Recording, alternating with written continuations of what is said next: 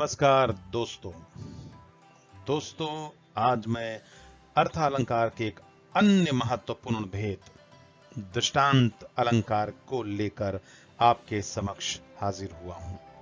आशा करता हूं कि इस वीडियो के माध्यम से आप दृष्टांत अलंकार से पूर्णतः परिचित हो सकेंगे। दृष्टांत का अर्थ सामान्यतः उदाहरण के तौर पर लिया जाता है। किसी बात की सत्यता, उसकी सच्चाई को प्रमाणित करने के लिए, साबित करने के लिए उसी ढंग की कोई दूसरी बात जब की जाती है जिससे पहले कही गई बात को साबित किया जाए, तब वहां पर दृष्टांत अलंकार होता है।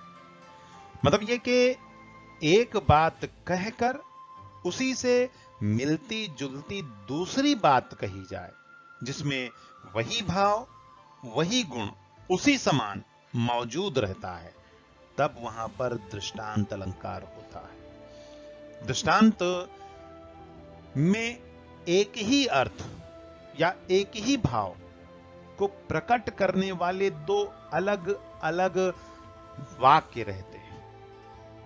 मतलब ये कि जब एक बात को कहकर उसी से मिलती जुलती दूसरी बात भाव या गुण के आधार पर कहें, वो होता है दृष्टांत अलंकार। दृष्टांत, दृष्ट, दृष्टि, नजर, निगाह, अंत। हमारी दृष्टि जहां तक जाती है, जिस अंत तक, वही दृष्टांत। तो काव्य में जहां दो सामान्य या दोनों विशेष वाक्यों में बिंब प्रतिबिंब भाव होता है, गुण होता है, वही दृष्टांत अलंकार होता है। अब ये बिंब और प्रतिबिंब को कैसे समझे? मान लो आप एक दर्पण के समक्ष खड़े, तो आप स्वयं बिंब हुए और दर्पण के अंदर झलकने वाली आपकी छाया, ये प्रतिबिंब होता है। अब यहां पर उपमेय और उपमान के आधार पर भी सुन लीजिए। बिंब उपमेय यानी सामान्य यानी आप, प्रतिबिंब उपमान विशिष्ट खास, जिसे मान मिले वो उपमान, तो वहां पर दृष्टांत अलंकार होता है।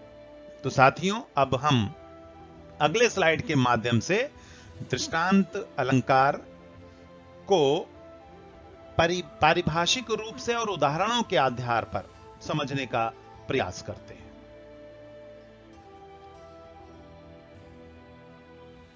दृष्टांत अलंकार,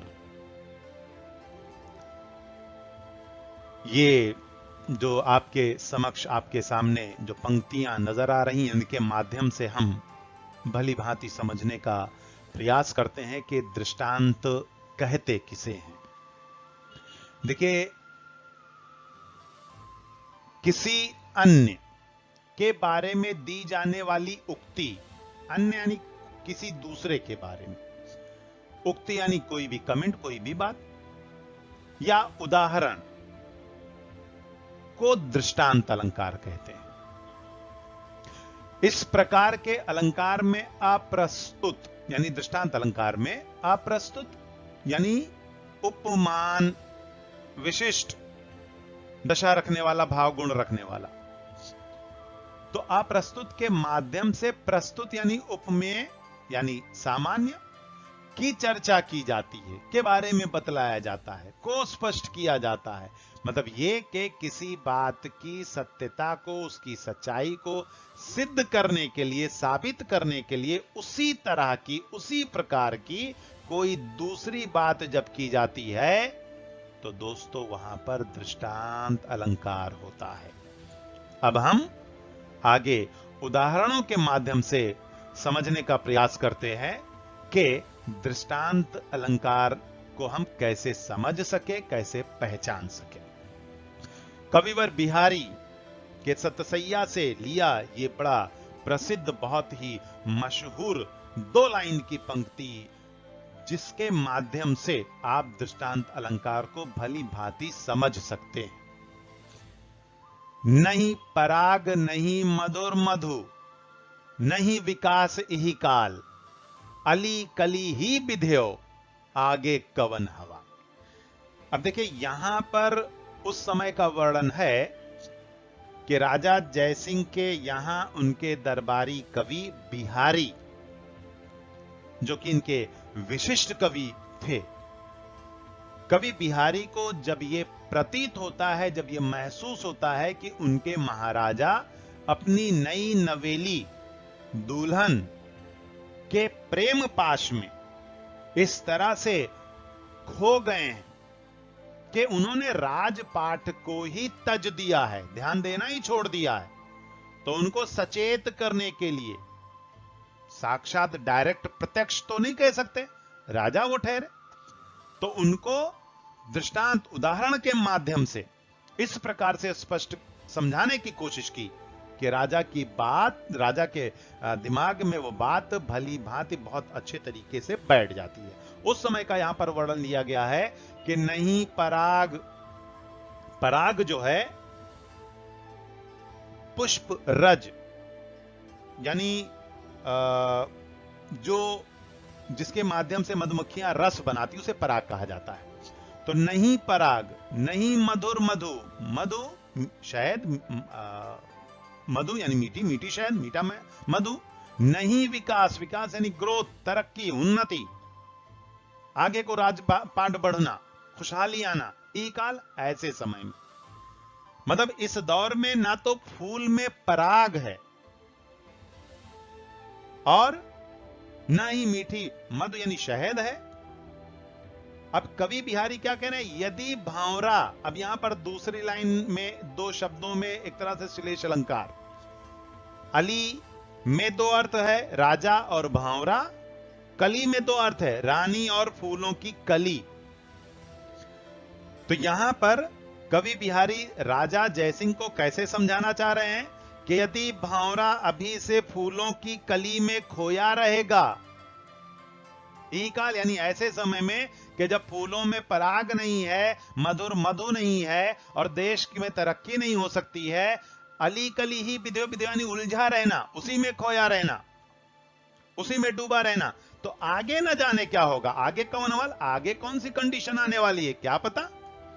मतलब यहां पर यह बतलाने की कोशिश कवि बिहारी जी ने की है कि हे राजन, अभी तो रानी नई नवेली हैं, उन पर तो अभी युवावस्था आनी बाकी है, यदि आप अभी से ही रानी के प्रेम पाश में खोए रहेंगे, उन्हीं में डूबे रहेंगे, तो आगे आने वाले समय में क्या दशा होगी। तो कहा यह जाता है कि राजा जयसिंह जो हैं इस बात से सचेत हो जाते हैं और राजपाट की ओर ध्यान देना उन्होंने शुरू कर दिया था। तो देखिए यहां पर पहली पंक्ति में, पहली पंक्ति का एक तरह से वर्णन किया जा रहा है राजा को सचेत करने के लिए, और दूसरी पंक्ति को उदाहरण के माध्यम से स्पष्ट किया गया, इसीलिए यहां पर दृष्टांत अलंकार हुआ। अगला उदाहरण इसी भांति है, देख लेते हैं उसको भी, कि जो रहीम उत्तम प्रकृति का करी सकत कुसंग, चंदन विश्व व्यापत नहीं, लिपटे रहत भुजंग। कवि रहीम क्या कह रहे हैं कि जो उत्तम प्रकृति का होता है, प्रकृति यानी स्वभाव, आदत, नेचर, वो इंसान जिसका नेचर, जिसका स्वभाव, जिसकी सोच उत्तम हो, बेहतर हो, अच्छी हो, का करी सकत, क्या कर सकता है, कुसंग गलत माहौल में रहने वाला, गलत स्वभाव वाला इंसान, यानी जिसका स्वभाव, जिसकी प्रकृति, जिसका नेचर अच्छा हो, वो भले ही कुसंगों के बीच में रहता हो, लेकिन कुसंगों का प्रभाव अच्छे लोगों के स्वभाव को किसी प्रकार की हानि नहीं पहुंचा सकता। इसका उदाहरण दिया गया जो कि दृष्टांत अलंकार बना देता है। ठीक वैसे ही जैसे चंदन विष, विष यानी जहर, चंदन का पेड़, कहा यह जाता है कि चंदन के पेड़ में जहरीले सांप का निवास होता है। आगे दिया भी गया ना कि लिपटे रहत भुजंग, भुजंग यानी जहरीले नाग, सर्प लिपटे रहते हैं उस पेड़ में, उस पेड़ की डालियों में।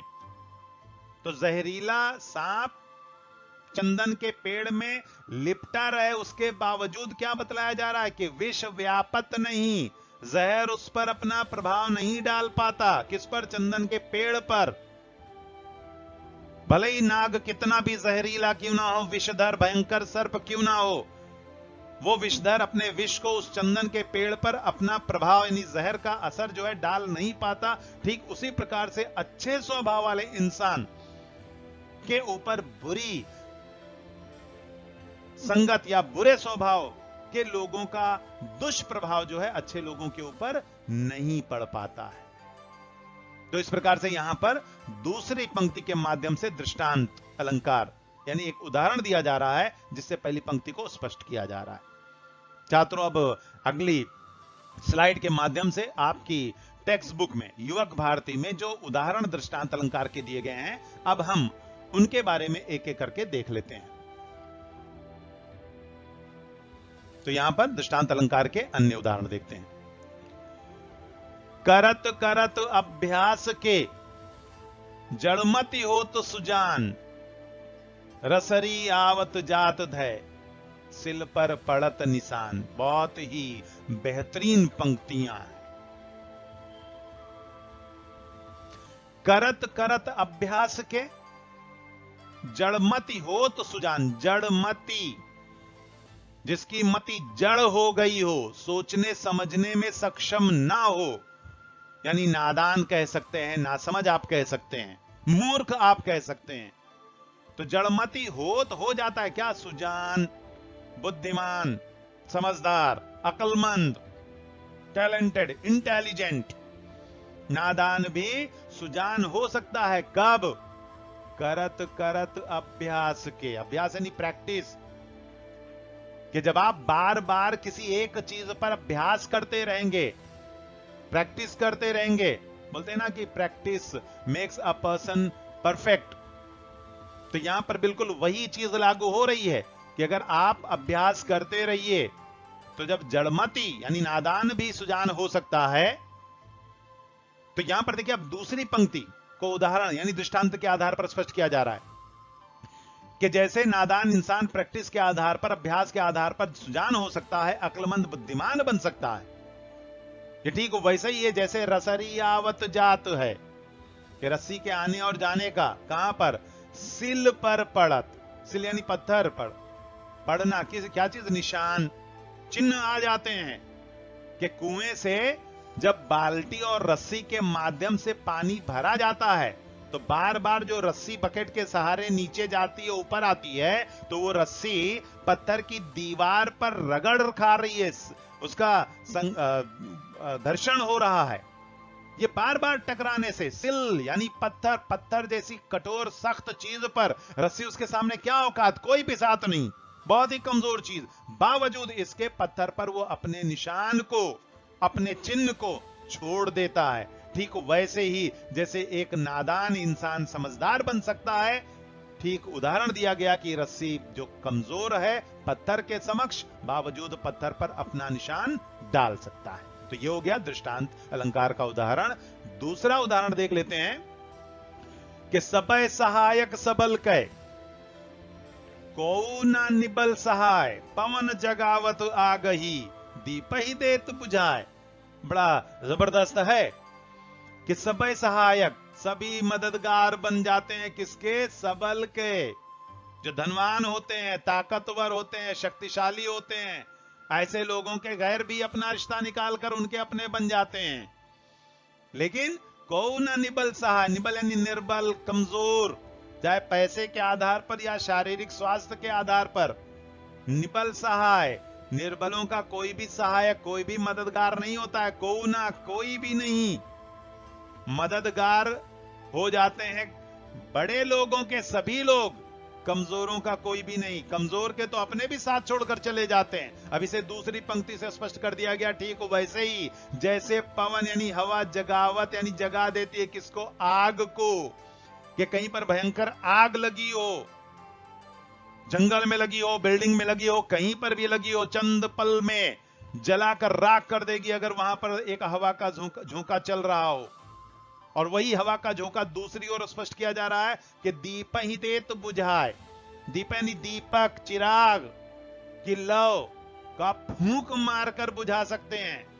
तो यहां पर कंपेयर कर दिया गया, को ना निबल सा है, जिस तरह से गरीबों का कोई मददगार नहीं, ठीक वैसे ही जलते हुए दीपक को आप छोटे से हवा के श्वास से, वायु से बुझा सकते हैं, लेकिन जैसे बड़े लोगों के, शक्तिशाली लोगों के, उनके अपने भी नहीं, जो उनके अपने नहीं होते वो भी अपनापन दिखलाने लगते हैं, ठीक वो दूसरा उदाहरण यहां पर दूसरी पंक्ति के माध्यम से स्पष्ट कर दिया गया कि तेज हवा बड़ी भयंकर आग को और आगे बढ़ा देती है और वही हवा दीपक को बुझा देती है। तो कहने का मतलब यहां पर इस प्रकार से दृष्टांत अलंकार होता है। एक और उदाहरण देख लेते हैं कि एक म्यान में दो तलवारें कभी नहीं रह सकती हैं, किसी और पर प्रेम पति का नारियां नहीं सह सकती हैं।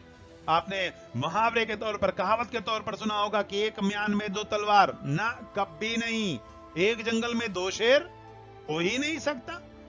तो यहां पर दूसरी पंक्ति क्या बतलाई जा रही है, दृष्टांत उदाहरण दिया जा रहा है कि जिस तरह से एक म्यान में दो तलवार नहीं, ठीक वैसे ही एक पत्नी की जिंदगी में उसके पति के जीवन में कोई दूसरी नारी प्रवेश करे, उसके पति से कोई पराई नारी प्रेम करे, उसका पति किसी दूसरी औरत की तरफ आकर्षित हो, ये नारियां, ये पत्नियां, ये बीवियां किसी भी कंडीशन में, किसी भी दशा में, किसी भी स्थिति में बर्दाश्त नहीं कर सकती हैं, सह नहीं सकती हैं, ठीक वैसे ही जैसे एक म्यान में दो तलवार नहीं हो सकती है। तो देखिए यहां पर दृष्टांत अलंकार मतलब एक बात की सच्चाई को प्रमाणित करने के लिए दूसरी उसी प्रकार की कोई उक्ति कही जाती है, कोई बात कही जाती है, तो वहां पर दृष्टांत अलंकार होता है। दोस्तों आज बस इतना ही। अब हम फिर एक नए वीडियो व्याकरण के एक नए रूप के साथ मिलेंगे। तब तक के लिए